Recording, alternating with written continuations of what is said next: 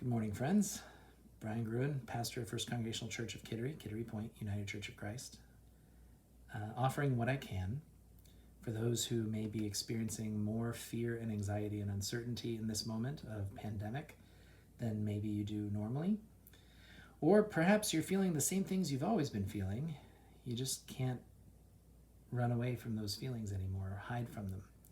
And you need ways of managing your anxiety and your stress. So I'm just offering what I can. I'm offering a tool that I've been working with that I was introduced to a couple years ago. And it gives us a little bit of a roadmap for how to deal with anxiety and stress in different environments. We've spent this week talking about simple environments and how when we find simple actions, that can be a good way of keeping anxiety at bay as long as we're taking responsibility for what we do. And we've talked about what happens in a complicated environment, how we can think through problem solving and find logistical ways of solving issues. And as long as we're taking responsibility for our thoughts, then we can usually think our way through things pretty well. Yesterday we talked about complexity and how in complex environments we feel. We can't think our way through, and we don't necessarily know how to act until we can feel, and we feel our way through together, because we find that we're part of a large system, and every part of that system is important, and every part of that system is interconnected. Has there ever been another time in our lives that we've become so aware of how interconnected we are and how interconnected everything is? So today we're just going to briefly talk about the final environment that we sometimes find ourselves in, when those systems get overwhelmed or overrun and there's nothing we can do because everything's changed and different, so drastically different than it was before. That's when we find ourselves in a chaotic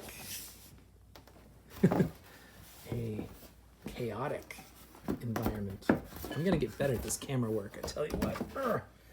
A chaotic environment. When we talk about a chaotic environment, we think about New Orleans after Hurricane Katrina. We think about New York City on 9/11.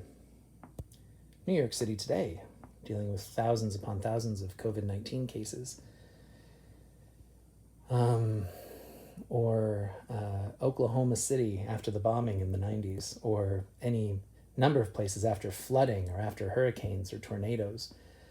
A chaotic environment is an environment where life as we know it has been changed. There's been a disaster, there's been some kind of event, and we are left being overwhelmed to the extreme. To the point where we may not even feel connected to anything anymore. We may not feel connected to ourselves or our families or our friends. We may not have the systems that we've always relied on to get through. And for many of us right now in this time, we may be starting to increasingly feel this sense of overwhelm, this sense of nothingness and chaos without even leaving our homes. This is my home right now. Just a little bit of manageable chaos.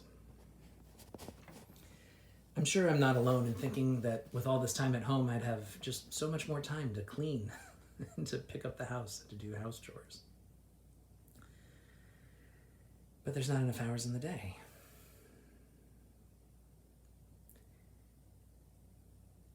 Chaos is not an environment that we talk about because it is so overwhelming. It's so terrifying. It's so dreadful to think about everything we've known and everything we've always trusted in disappearing. And yet humans have been experiencing that from the very beginning. It's why we have flood stories in the Bible and other sacred texts. It's because there's always floods. There always have been. There's periods of time where some natural event occurs and human life and society as we know it gets overwhelmed and overrun and changed forever. It's not anything we have control over. It just happens from time to time. How will our society or our world be changed by this pandemic? We don't know. We don't know yet. But some of us are already feeling the effects. Some of us are already feeling pretty lost and disconnected.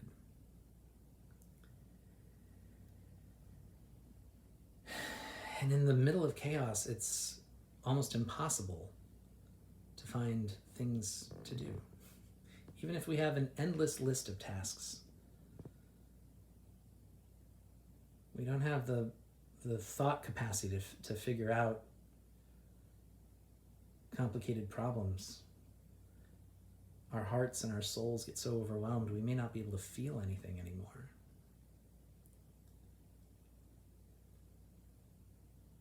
The good news for us is that in a chaotic environment, as scary as it may be to think about, when there's nothing to do, there's no way of thinking our way out, we're not even able to feel all the feelings anymore, God invites us to simply be. It's the hardest thing to do. We don't like doing it. We really don't. We don't like just being. We want to have something to do. We take pride in being able to think through problems. Sometimes we become heroic when we can feel compassion for others and figure out a way of serving them. We like doing anything except just being exposed, being seen for who we really are, being needy, being vulnerable. In a chaotic environment, there's fewer walls and fewer doors than there used to be. There's fewer places to close ourselves off from the rest of the world. There's fewer ways of compartmentalizing because everything's just laid bare. It can be really difficult. But for those of us who have a faith that we can practice, it's written in the Bible.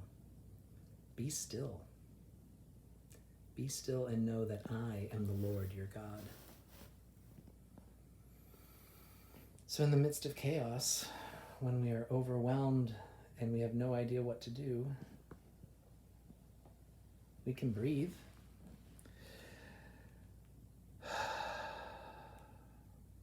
And we can pray, God help me.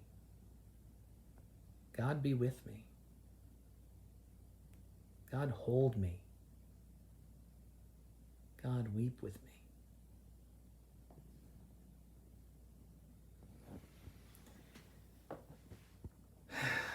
Some people call it contemplation. Some people call it meditation. But the practice of simply being as you are, as God's beloved, it can be life-saving. To know that you don't have to do anything. That your worth as a person is not hung up on what you can think through. To realize that you can fail at everything in your life and still be seen as God's beloved, still be sacred and holy, still have a place on this earth to live, to be of service in some way. In AA circles, we probably call it hitting rock bottom. In economic terms, we might call it a Great Depression. In spiritual terms, we call it revelation, apocalypse. But here's the reason why it's not necessarily just a bad thing. It is overwhelming and it is usually tragic, but it's not just bad. There's no such thing as just good or just bad. Turning to our story about Jesus, Jesus fasted for 40 days and then was tempted by the devil. And then after he resisted all the devil's temptations, we read in scripture that the devil left him and suddenly angels came and tended him or ministered to him or served him.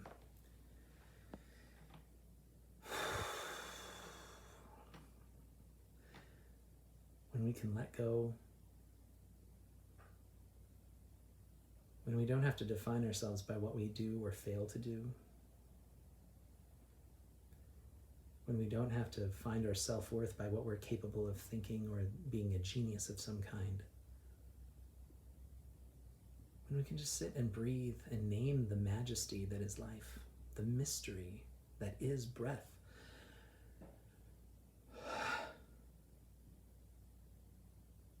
It's a gift.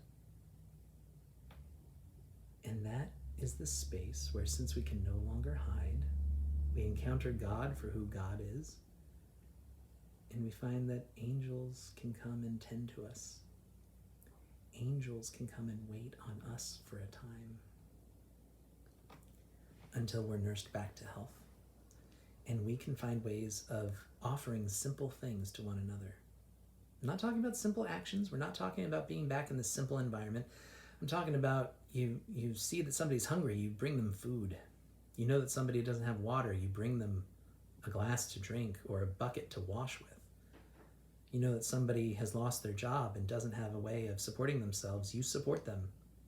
You bring them in your home, or you find a home for them. Simple offerings, just things that we do. Let ourselves be served by angels and then become angels for others. To connect with God as God's beloved.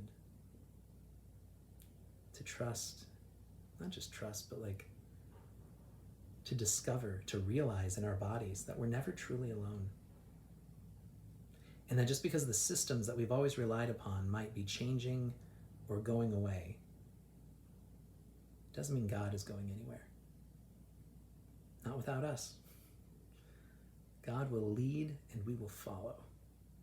And God will hold our hand the entire way, sending angels to tend us. And if you're able to just be present with God and know how beloved you truly are, you're going to be one of those angels for somebody else. I'm so grateful for you. I don't know who you are. I'm so grateful for you. I'm so grateful that you're here. I'm so grateful that you might share the gifts that you have with this world as we descend into a chaotic time. I'm so grateful that you might be able to know yourself as God's beloved, that you might be served by angels. You might turn into one for me someday.